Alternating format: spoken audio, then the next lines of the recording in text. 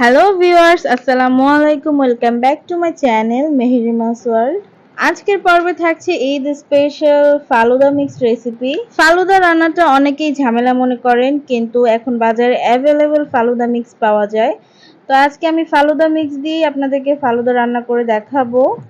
চলুন তবে ভিডিওটি শুরু করছি। ভিডিওটি শুরু করার আগে যারা আমার চ্যানেলে নতুন এসেছেন, প্লিজ আমার চ্যানেলটা সাবস্ক্রাইব করে আমার পাশে থাকবেন এবং সাথে থাকা বেল আইকনটি অন করে দিয়ে যাবেন, যাতে আমি পরবর্তী কোনো ভিডিও ছাড়লে তার নোটিফিকেশন সবার আগে আপনার কাছে চলে যায়। ফালুদা রান্না করার জন্য এখানে আমি ফালুদা মিক্স নিয়ে নিয়েছি। এটা রাঁধুনি ম্যাঙ্গো ফ্লেভার ফালুদা মিক্স। আপনারা চাইলে ভ্যানিলা ফ্লেভার ফালুদা মিক্সটাও ব্যবহার করতে পারেন, কিন্তু আমার কাছে এই ম্যাঙ্গো ফ্লেভার ফালুদাটা খুবই ভালো লাগে, তাই আজকে আমি এই ফালুদাটা আপনাদেরকে রান্না করে দেখাবো। এই প্যাকেটের পেছনেই লেখা আছে এই ফালুদায় কি কি ইনগ্রেডিয়েন্টস ব্যবহার করা হয়েছে আর এটার রেসিপি কিভাবে এটা রান্না করতে হয়। তো আপনারা চাইলে ওখান থেকেও দেখে নিতে পারেন। তো এটার ভেতর থেকে কি কি পেয়েছি সেটা আমি আপনাদেরকে দেখিয়ে দিচ্ছি। এখানে ছিল 2 রকমের জেলো, একটা ছিল পিঙ্ক আর একটা ছিল গ্রিন কালার জেলো। তো এখানে 2 রকমের জেলো ছিল, এই জেলোগুলো রান্না করে নিতে হবে। আর এখানে হচ্ছে ফালুদা মিক্স ছিল। চলুন তবে মূল রেসিপিতে চলে যাচ্ছি। প্রথমে এখানে আমি জেলোটা তৈরি করে নেব, তাই 1 প্যাকেট জেলোর জন্য আমি এখানে 1 কাপ পানি নিয়ে নিয়েছি। এবার আমি জেলোটা এখানে দিয়ে দিচ্ছি। 1 প্যাকেট জেলোর জন্য এখানে 1 কাপ পানি নিতে হবে। বেশি পানি নিলে এই জেলোটা সেট হতে চাইবে না। তো আমি সবটুকু জেলো এখানে দিয়ে দিয়েছি। এবার আমি এটা ভালো করে মিশিয়ে নিচ্ছি। মিশিয়ে আমি এটা জাল করে নেব 5 মিনিটের মতো। 5 মিনিটের মধ্যে এটা হয়ে যাবে।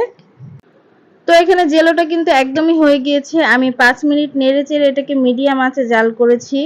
এবার এটা আমি চুলা থেকে নামিয়ে একটা বাটিতে ঢেলে নিচ্ছি। এরকম একটা বাটি নিয়ে নিয়েছি ছড়ানো টাইপের। এখানে সম্পূর্ণ জেলোটা আমি ঢেলে দেব। এখন এটাকে আমি এক সাইডে সরিয়ে রেখে দেব। একদমই রুম টেম্পারেচারে এটাকে আমি সেট করে নেব। তারপর হচ্ছে ফ্রিজে রেখে আমি এটা ঠান্ডা করে নেব। তো এটা আমি এক সাইডে এখন রেখে দিচ্ছি। সেম একইভাবে আমি গ্রিন কালার জেলোটাও বানিয়ে নিচ্ছি। এটাও সেম প্রসেসেই বানিয়ে নিয়েছি। এটাকেও রুম টেম্পারেচারে রেখে দিচ্ছি জমার জন্য। তো এদিকে আমরা ফালুদা মিক্সটা রান্না করব, তার জন্য এখানে আমি পানি নিয়ে নিয়েছি 1 লিটার। 1 লিটার পানিতে আমি দুধ দিয়ে দেব হচ্ছে 1 কাপ। আমি এখানে গুঁড়ো দুধ ব্যবহার করেছি, আপনারা লিকুইড গুঁড়ো দুধটাও ব্যবহার করতে পারেন। গুঁড়ো দুধটা যেহেতু একটু ঘন টাইপের হয়, তাই আমি এখানে গুঁড়ো দুধ দিয়েই আজকে ফালুদা মিক্সটা রান্না করব। আর আমি এখানে ফুল ক্রিম গুঁড়ো দুধটা ব্যবহার করেছি। এখন আমি ভালো করে এটা পানির সাথে মিশিয়ে নিচ্ছি। চুলার আঁচটা ধরিয়ে দিয়েছি, এটা আমি জাল করে নেব। এটা জাল করে ঘন করার কোনো দরকার নেই। দুধটা একটু গরম হয়ে আসলেই আমরা ফালুদা মিক্সটা এখানে দিয়ে দেব। ফালুদা মিক্সের প্যাকেটটা পুরোটাই আমি একটা বাটিতে ঢেলে নিয়েছি। এখানে কি কি ইনগ্রেডিয়েন্টস আছে সেটা একটু দেখিয়ে দিচ্ছি আপনাদেরকে। এখানে কিছু নুডলসের স্টিক আছে আর চিনি দেওয়া আছে। যেহেতু ম্যাঙ্গো ফ্লেভার ফালুদা, সেহেতু ম্যাঙ্গো ফ্লেভারটাও আছে। আর এটা হচ্ছে কিশমিশ আর কিছু সাবুদানা ছিল। এদিকে দুধটাও একদমই গরম হয়ে এসেছে। এবার আমি পুরো ফালুদা মিক্সটাই এই দুধের মধ্যে ঢেলে দিচ্ছি। তো এটা দিয়ে সাথে সাথেই আমি নেড়েচেড়ে দিচ্ছি, নাহলে নিচে গিয়ে দলা পাকিয়ে যেতে পারে। ফালুদা মিক্সটা দেওয়ার পর সুন্দর একটা কালার হয়ে এসেছে। এটাই হচ্ছে ম্যাঙ্গো ফ্লেভারের জন্য যে কালারটা ইউজ করা হয়েছে সেইটা। আর এই ফালুদার কালারটা অনেক সুন্দর, ফ্লেভারটাও খুবই ভালো লাগে। এভাবেই নেড়েচেড়ে আমি এটাকে রান্না করতে থাকবো। 30 মিনিট আমি এটা রান্না করব মিডিয়াম আঁচে। এর চেয়ে বেশি চুলার আঁচ বাড়ানো যাবে না। তো দেখতে পাচ্ছেন আমার ফালুদা মিক্সটা অনেকটাই ঘন হয়ে এসেছে। এটা আস্তে আস্তে আরো ঘন হয়ে আসবে। তো এই যে ফালুদা মিক্সটা অনেকটাই ঘন হয়ে এসেছে। চুলার আঁচ বাড়িয়ে একদমই রান্না করা যাবে না, তাহলে হয়তো পানিটা শুকিয়ে যাবে, কিন্তু নুডলস আর সাবুদানাটা সেদ্ধ হবে না। ফিরে আসছি 30 মিনিট পর। এই যে আমার ফালুদা মিক্সটা একদমই রান্না করা হয়ে গিয়েছে, অনেকটাই ঘন হয়ে এসেছে। আমি চেক করে দেখেছি সাবুদানা এবং নুডলসগুলো একদমই সেদ্ধ হয়ে গিয়েছে। আমি আপনাদেরকে ঘনত্বটা দেখিয়ে দিচ্ছি। এই পর্যায়ে আমি এখন নামিয়ে নেব। এটা ঠান্ডা হলে পর আরেকটু ঘন হয়ে আসবে, এর চেয়ে বেশি ঘন করার দরকার নেই। আর ফালুদা মিক্সের সাথে যে মিষ্টিটা ছিল সেটাই এনাফ ছিল, এর চেয়ে বেশি মিষ্টি ব্যবহার করার প্রয়োজন নেই। তা আমি এখানে একটা বাটিতে এটা সার্ভ করে দিচ্ছি। আর এটাকে সম্পূর্ণ আমি রুম টেম্পারেচারে ঠান্ডা করে তারপর হচ্ছে নর্মাল ফ্রিজে ঠান্ডা করে তারপর এটা আমি পরিবেশন করব। আর এদিকে আমাদের জেলোগুলো একদমই জমে গিয়েছে। আমি নর্মাল ফ্রিজে রেখে এগুলোকে ঠান্ডা করে নিয়েছিলাম।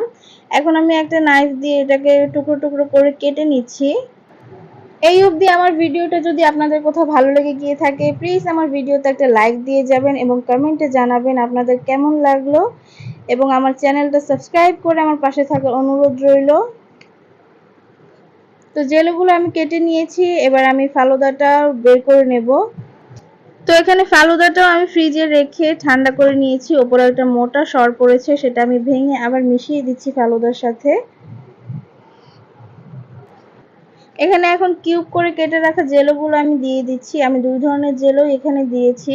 ডেকোরেশনটা আপনারা আপনাদের ইচ্ছে মতো করতে পারেন। এখানে ড্রাই ফ্রুটস ব্যবহার করতে পারেন বা পেস্তা বাদাম, কাঠবাদাম এগুলো টুকরো করে কেটে ব্যবহার করতে পারেন। আমি শুধু ডেকোরেশনটা সিম্পলই রাখছি। আমি শুধু জেলো দিয়েছি আর দিয়ে দেবো হচ্ছে আইসক্রিম। আমি এখানে 2 টেবিল চামচ ভ্যানিলা আইসক্রিম নিয়েছি, সেটাই দিয়ে আমি ভালো করে এটা মিশিয়ে নিচ্ছি।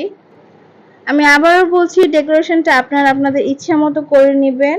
আমি এখানে একদমই সিম্পল ডেকোরেশন রেখেছি, যেহেতু এটা বাসায় সার্ভ করব, তাই হচ্ছে আমি বেশি একটা ডেকোরেশন করিনি।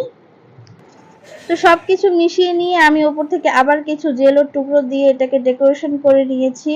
তো রেডি হয়ে গেল আমার ঠান্ডা ঠান্ডা ফালুদা মিক্স। ঈদে অবশ্যই এই রেসিপিটা একবার হলেও ট্রাই করবেন। কোনো ঝামেলা নেই, শুধু 2টি উপকরণ দিয়ে এই রেসিপিটা বানিয়ে নেওয়া যায় আর খেতে খুবই ইয়ামি হয়।